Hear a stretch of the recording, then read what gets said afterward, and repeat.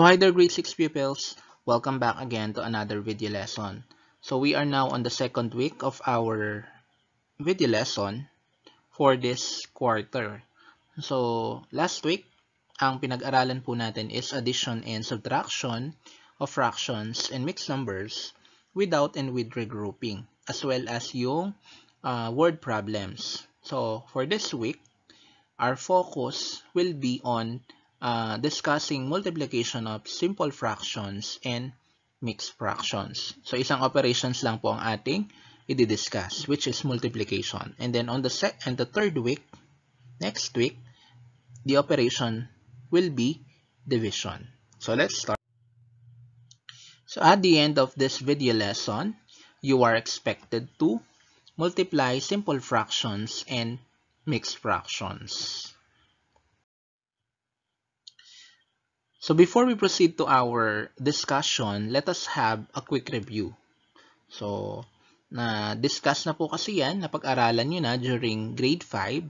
So, yung multiplying proper fractions. Wala pa tayong mixed fractions doon. So, the instruction is to multiply the following fractions and then reduce the product in lowest terms if possible. Ayan. Meron po tayong tatlong given dyan. So, let's have the first given. So, 3/8 times 4 over 21. So, during grade 5, na i-discuss po sa inyo kung paano gamitin ang cancellation method. So, ganun po ang gagamitin natin dito. So, we have 3/8 times 4 over 21.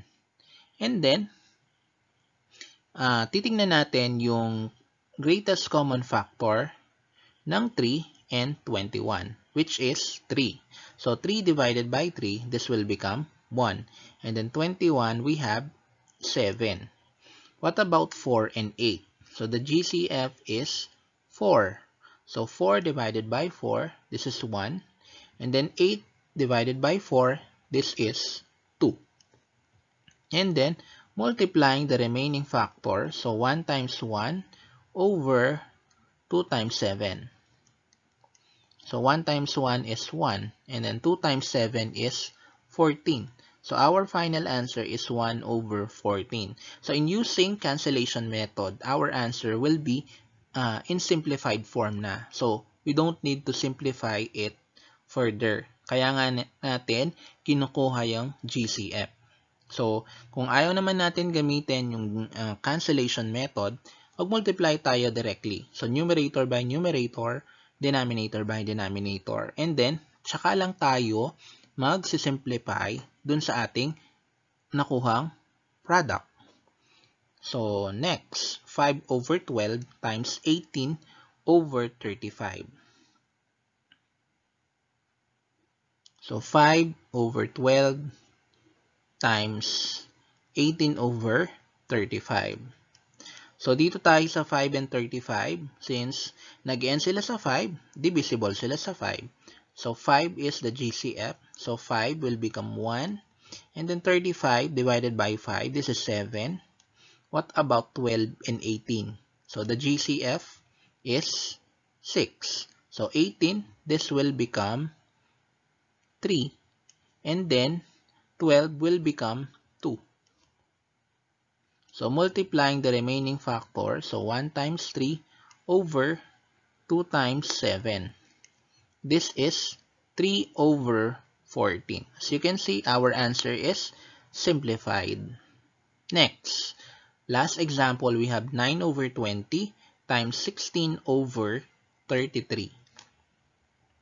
So, rewrite natin 9 over 20 times 16 over 33.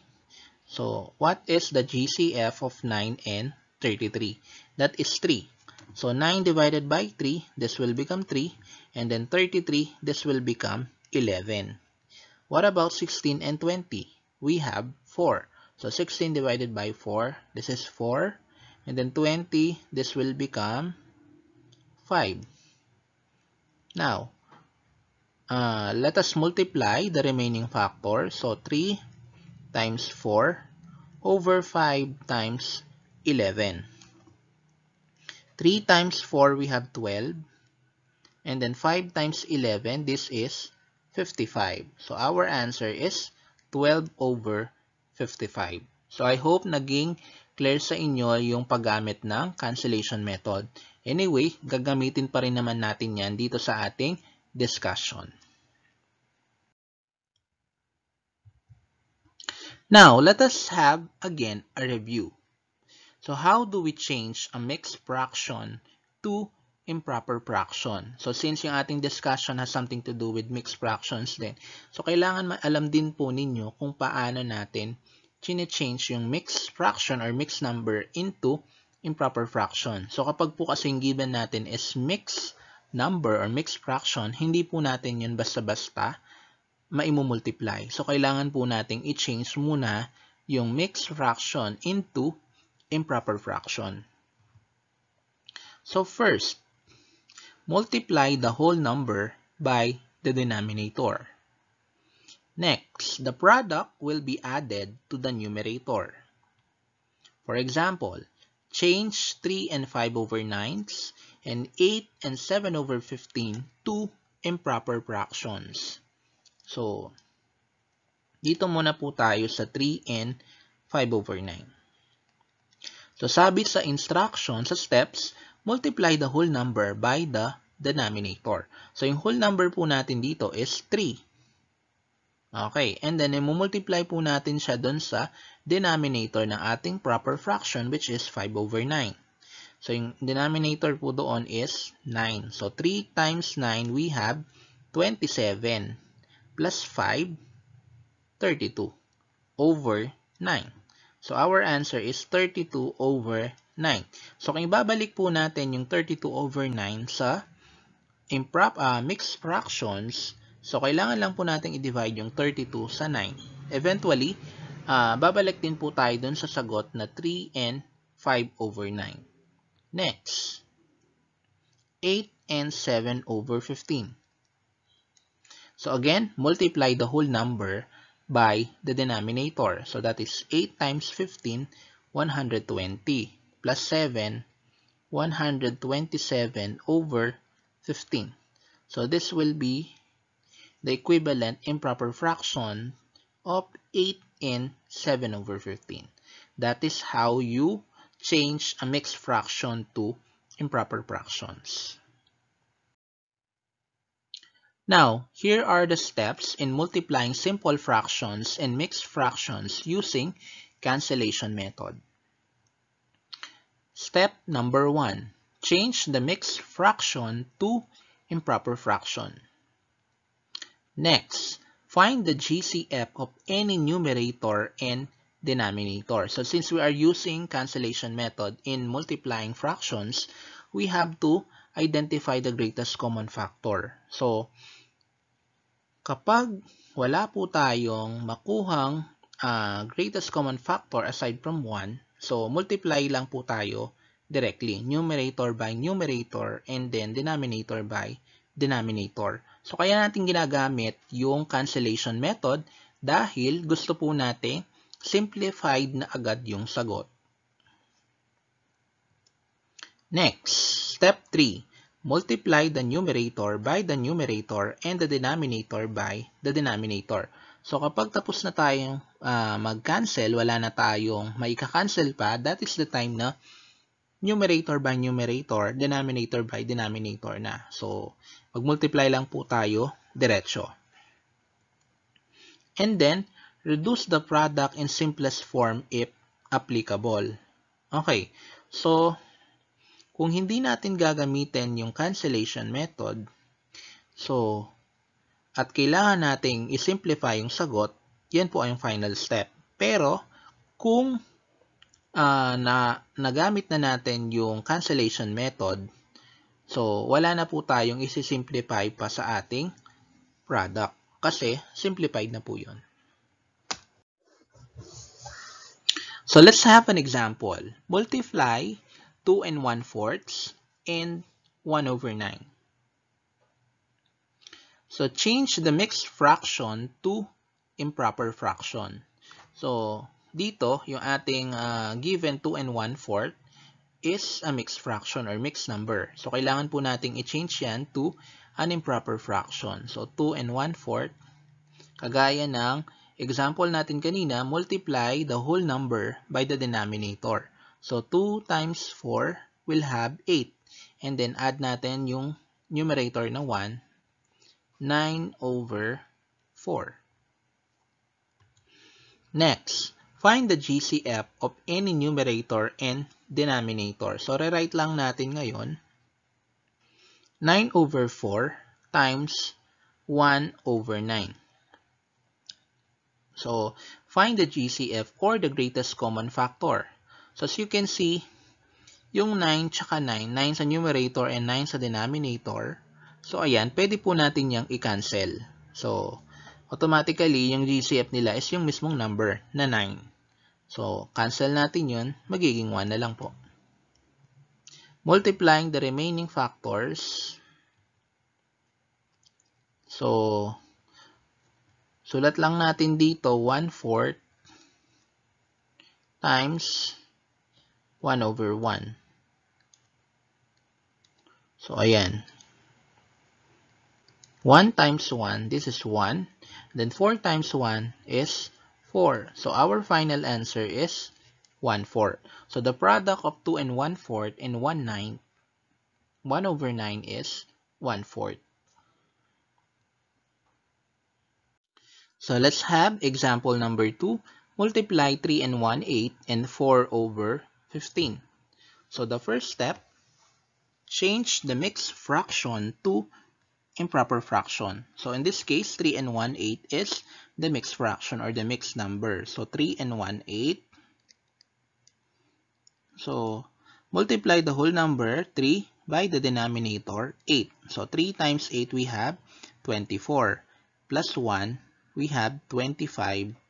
And then, over 8. So, change na po yan. Next step, find the GCF of any numerator and denominator. So, let us rewrite 25/8 and then times 4/15. So, we are using cancellation method. So, we have to find the greatest common factor. So, what about 25 and 15? What is the GCF? The answer is 5. So, we will divide both numbers by 5. So, 25 divided by 5, we have 5. And then 15 divided by 5, this is 3. And then what about 4 and 8? So 4 and 8, the GCF is 4. So 4 divided by 4, this is 1. And then 8 divided by 4, this is 2. So we can no longer use cancellation method since wala na po tayong may ka-cancel. So let us have the third step. Multiply the numerator by the numerator and the denominator by the denominator. So, rewrite lang natin 5/2 times 1/3. So, numerator by numerator. So, 5 times 1, this is 5. Denominator by denominator. So, 2 times 3, we have 6. So, our final answer is 5/6, which is already simplified. So, again, yung fourth step po natin, yung reduce the product ng simplest form, if applicable, if we are not using cancellation method. If we are using cancellation method, hindi na po natin kailangan pang i-consider na gamitin yung step 4. Hanggang step 3 lang po tayo. Next, number 3. Multiply 5 and 5/14 and 7/20. So, 5 and 5/14. 5 and 5/14. So, multiply the whole number 5 by 14, the denominator, that is 70, plus 5, we have 75/14. So, that is 5 and 5/14 equal to 75/14.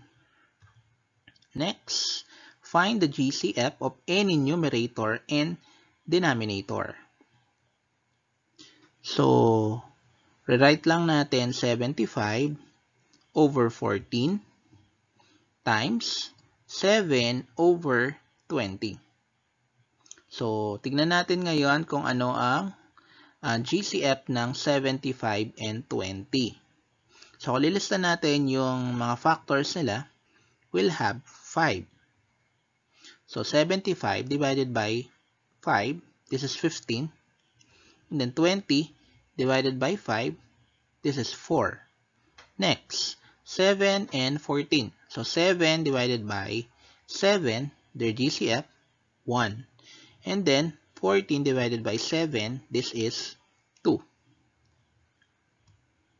Next, multiply the numerator by the numerator and the denominator by the denominator. So, rewrite natin 15 over 2 times 1/4. So, numerator by numerator, this is 15.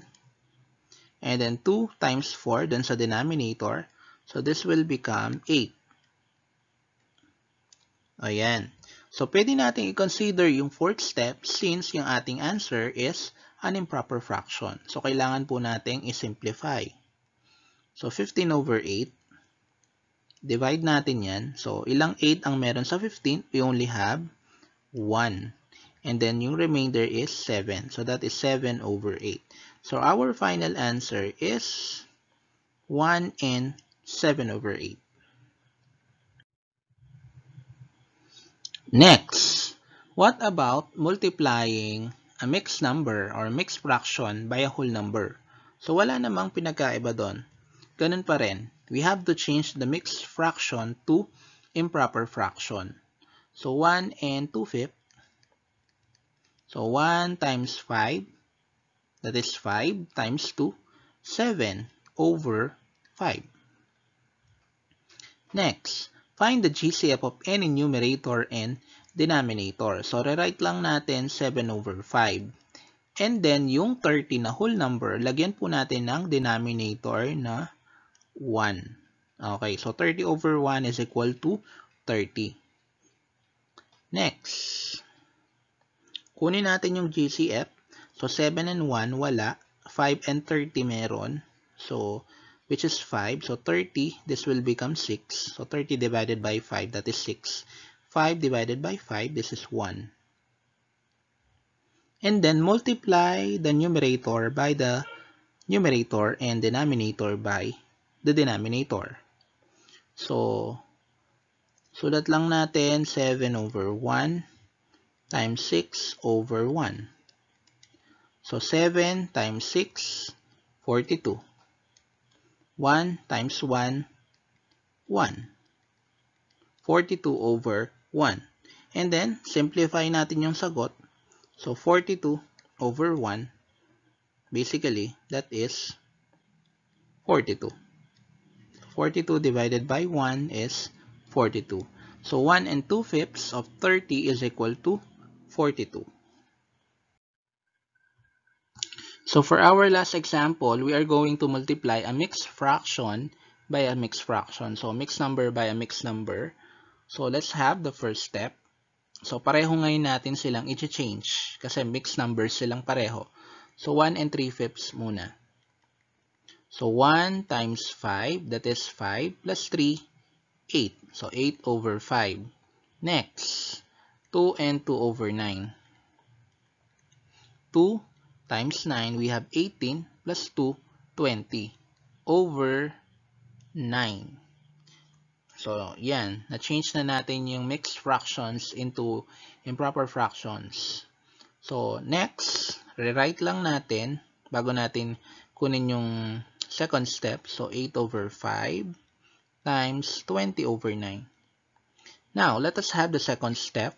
Find the GCF of any numerator and denominator. So, 8 and 9, basically, wala po silang GCF. But 20 and 5, their GCF is 5. So, 20 divided by the GCF 5, this will become 4. And then 5 will become 1. Next, multiply the numerator by the numerator and the denominator by the denominator. So, 8 over 1 times 4 over 9. So, numerator by numerator, 8 times 4, we have 32. 1 times 9, we have 9. So that is 32 over 9. So basically, this is an improper fraction. So in order for us to simplify this, we will divide 32 by 9. So 32 over 9 is 3 and 5 over 9. So ayan, 32 over 9, that is equal to 3 and 5 over 9. So kailangan po kasi yung sagot po natin is in simplest form. Hindi po natin iiwan yung improper fraction na ganun-ganun lang. Okay, so kailangan kapag improper, gawin po nating mixed number or mixed fractions. And then, kung ang sagot naman po natin is proper fraction naman siya, and then need pa siyang o kailangan pa siyang i-simplify po natin. Okay, pero syempre kapag ginamit na natin yung cancellation method, na-check na natin na wala nang kailangan pang i-cancel, so yung final answer natin, yun na yun. So after this video lesson, syempre, ang kasunod nito is yung application niya. So for the next video lesson, we will be solving routine and non-routine problems involving multiplication of fractions and mixed fractions. So I hope nakuha po natin yung steps in multiplying fractions. Okay, as you can see, yung ating mga diniscuss ay puro mga karamihan mixed fractions or mixed numbers dahil yung mga proper fractions po is nasa grade 5 po, grade 5 math. So, kumbaga, yung difficulty is yun lang. So, kung nung grade 5, proper fraction and improper fractions lang doon ang usually minumultiply. So, dito, kasama na po syempre yung mixed fractions. Dahil yung fractions po is pag-aaralin nyo pa rin naman hanggang mapunta kayo ng junior high school. So, yun lang. Maraming salamat.